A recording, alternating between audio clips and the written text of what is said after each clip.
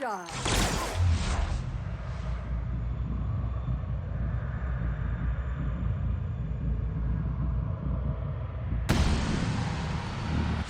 The last of them.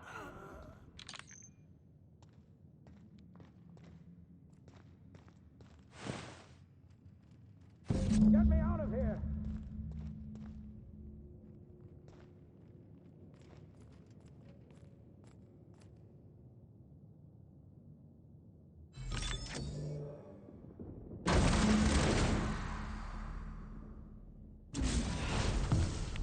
You don't know how glad I am to see you. You did the right thing. Akande was a monster. Her death was much deserved, and long overdue. And you lunatic, you broke into the board's own fortress just to rescue one doddering old man. You are absolutely out of your mind, and I can't begin to thank you enough.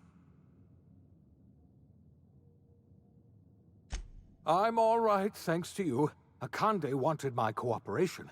I'm quite sure she would have beaten it out of me if you hadn't arrived. You've broken the board's stranglehold on this colony, and you saved my life. But there's still so much we have yet to accomplish. You and I are going to have to work harder than ever to save Halcyon. I'm afraid the situation is far worse than any of us ever anticipated.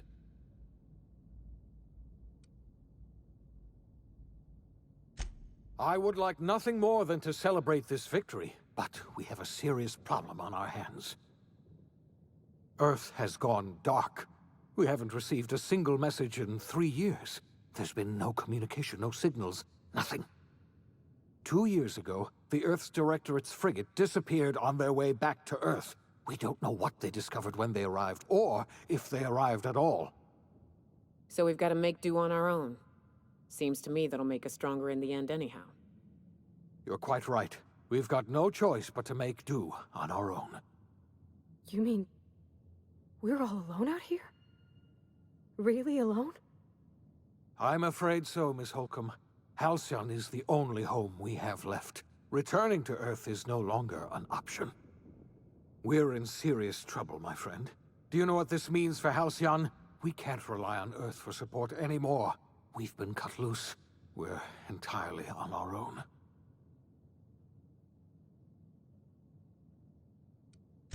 Yes, certainly. I'll help however I can.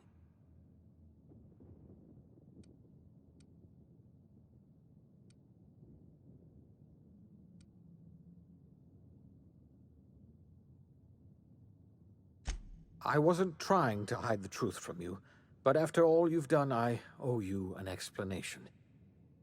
Yes, I experimented on the Hope's colonists. Each of my experiments ended in catastrophic failure. Each of my subjects died in agony. You are my first and only success. I didn't tell you about the others because I didn't want to burden you. My failures are my own to bear, not yours.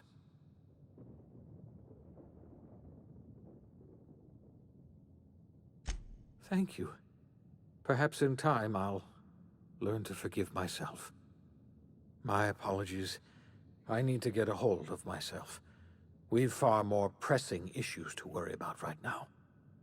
If you have any more questions, ask me. I'll answer as best I can. I don't know what happened, but something must have gone horribly wrong. I don't know why Earth's gone silent. I don't even know if Earth exists anymore. We have no connection back to Earth, and return is likely impossible. We're completely alone out here. I heard it from Akande herself. She tried to pressure me into joining her side, you see. Tried to make me realize that all hope is lost, and that we are alone. She was half right. We are alone, and we're going to have to fend for ourselves, because there's no telling what's happened to Earth. You might have heard of the Earth Directorate's frigate. Half the colony's entire military was on that ship. They were returning to Earth when they vanished without a trace. That was 2 years ago. We haven't heard a word from them since.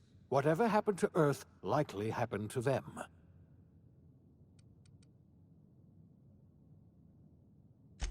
Yes, Akande mentioned as much. Earth hasn't sent us a single message in 3 years. No one knows why. Akande had kept the truth to herself, perhaps with good reason. Can you imagine what would have happened if word got out? We'd have utter pandemonium.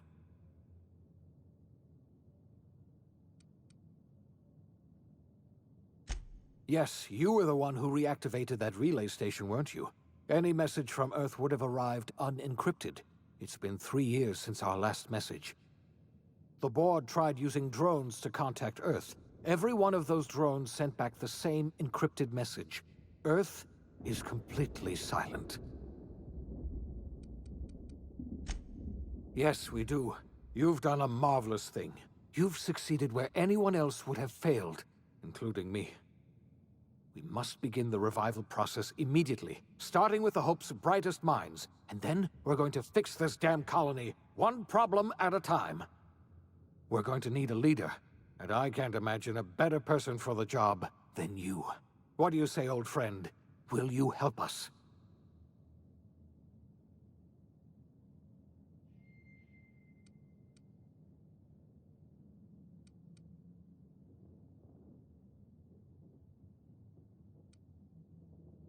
When I revived you, I thought you were going to help me save this colony.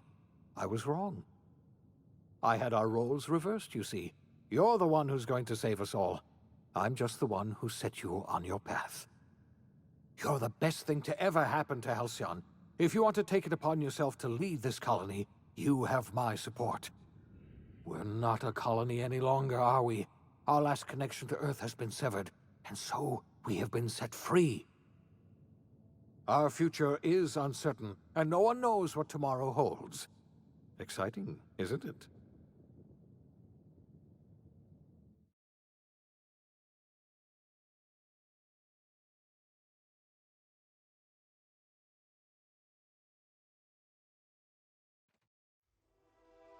The OSI teaches that everything in the universe happens according to the grand plan. But the stranger that arrived in Halcyon was an unplanned variable. From the moment he landed in Emerald Vale, his actions altered the course of history. The events on Tartarus brought about the end of the board's authority. But the board's mistakes would haunt the colony for decades to come. The damage they left behind would require the work of a generation to repair. Dr. Phineas Wells began reviving a handful of the Hope's colonists. Engineers, scientists, technicians, and intellectuals. They were among the brightest minds the Earth had ever sent out into the stars. The Hope scientists and engineers woke up in a colony descending headlong into total collapse. With no way to return to Earth, they had no choice but to band together and devote themselves to the cause of saving Halcyon. The people of Halcyon were nothing if not hardy. In the absence of the board's authority, many of the colony's settlements banded together with a single purpose in mind: survival. Life was especially hard in the years to come. Some towns dissolved by attrition and starvation, but most of them found a way to carry on. In the years to come, Halcyon was forced to reckon with its newfound freedom. The board was gone, and for better or worse, the colony was responsible for its own destiny. Between MSI's worker-centric policies and the iconoclast's manpower, Sanjar and Zora were able to rally many of the Terra 2 townships to their cause. MSI's workforce swelled, and the iconoclasts enjoyed a significant surge in their ranks. The board was too distracted by infighting and internal politics to stop MSI from becoming a powerful corporation and a refuge for townships that might have fallen through the cracks. Consumed by paranoia, Lilia Hagen took Sublight Salvage in a controversial direction, openly accusing board officials of an extraterrestrial conspiracy. One day, an accident at the Groundbreaker's docking bay silenced her forever. Time would tell if her replacement could keep the Sublight family together. The collapse of Edgewater left its workers bereft of any purpose in life. Most of them made their way to Adelaide McDevitt's camp, hoping to ingratiate themselves into her favor. Adelaide accepted only a few to her community. The rest were turned away and likely died of starvation. Nevertheless, Adelaide's camp grew into a well-established town. Adelaide McDevitt refused to cooperate with the ongoing effort to save Halcyon from collapse. A sympathetic deserter stole a copy of her research and delivered it to the Hope's scientists. It is unclear how useful Adelaide's research was. An optimistic estimate suggests her work may have bought Halcyon another few years of survival. Adelaide would never know. She died that winter. Under the leadership of Junlei Tennyson, the groundbreaker held firm against corporate influence. The ship's mechanical stability gave Junlei the time to educate a promising generation of engineers schooled in her family's traditions. The future of the groundbreaker looks promising. The rediscovery of the Hope and the abandonment of the lifetime employment program forced Byzantium to come to terms with some uncomfortable realities about the state of Halcyon.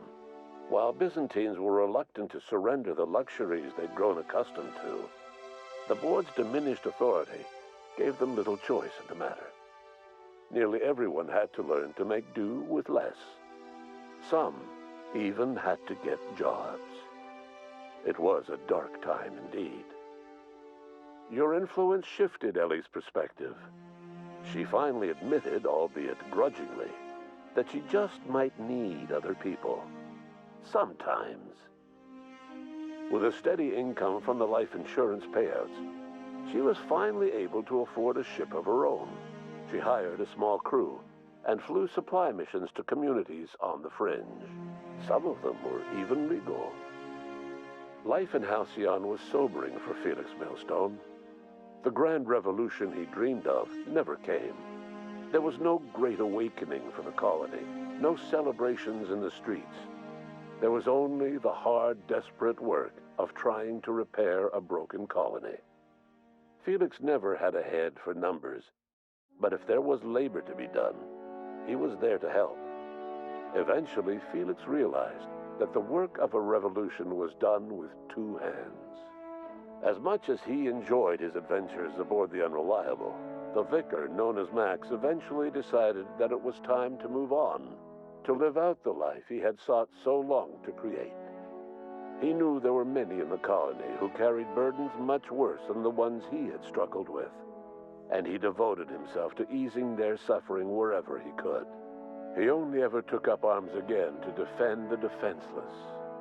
Unshackled from a lifetime of striving and fighting the universe and himself, Vicar Maximilian de Soto was finally at peace. Once the matter with the Hope colonists was resolved, Junlei bashfully asked Parvati if she'd like to join her permanently on the Groundbreaker, and Parvati enthusiastically, if somewhat awkwardly, agreed. The stories of her adventures spread across the colony, and Parvati soon found herself the center of attention. Having served as the engineer of a renowned spacecraft, tramp freighters and wildcat miners sought her out by name, and in no time, she was a fixture in the Groundbreaker's mechanical ecosystem. She and Junlei were never far apart. Nyoka returned to Monarch to take another crack at making a permanent life for herself. She formed the Charon Group, a mercenary outfit of ragtag survivalists and wilderness experts. Anyone in need of a guide or just looking to throw back a beer and swap stories could find her camping on the trail or clearing an infestation. The SAM unit that accompanied you spread awareness of the product line's superior sanitation and maintenance capabilities across what was left of the colony. This led to a boost in SAM unit sales. Did you know that SAM units are the longest-lasting, toughest-acting cleaning solution in Halcyon? Minister Clark was released from house arrest, and his contact with you gave him a sense of renewed purpose and vigor. Once it became clear that no help would be coming from Earth, he threw his considerable efforts and talents into helping Halcyon manage the crisis before it. As for Dr. Phineas Wells, he spent his remaining years in his orbital lab. He eventually came to terms with his own past and was able to forgive the mistakes of his younger self by devoting his remaining years to serving the colony. Dr. Wells was able to revive many more scientists and engineers than he first expected, thanks to the additional batch of chemicals you stole from the Ministry. Wells never forgot about the human lives that were lost in acquiring these chemicals. In the end, Dr. Wells was able to save every scientist and engineer aboard the Hope. Over the next decade, nearly all of the Hope's remaining colonists were successfully revived. Halcyon saw a period of rapid technological and scientific advancement. Breakthroughs in dietary supplements saved the colony from starvation. Geoengineering projects and social reforms began to change the structure and character of the colony. Dr. Wells laid the groundwork for the project to save the colony, but he would never live to see the fruits of his labor. He passed away a few years later. His work was carried on by the scientists and engineers he revived. Today, Halcyon has stabilized. The people of the colony work hard to adapt to their new circumstances. Nearby colonies send aid and supplies. Life will never be easy in Halcyon, but for the first time in its history, there exists a sense of real, genuine hope about the future. And what about you, the unplanned variable in the history of Halcyon? Long after Wells passed away, you carried on his work with more energy, determination, and brilliance than he could ever muster. The years that followed were hard, but Halcyon survived by the efforts of the Hope's most promising colonists, the greatest of which was you. No one knows what's happened to Earth, and no one knows what the future has in store for Halcyon. All we know for certain is this: the name of the Unreliable and that of its intrepid captain will remain the subject of countless stories for years to come.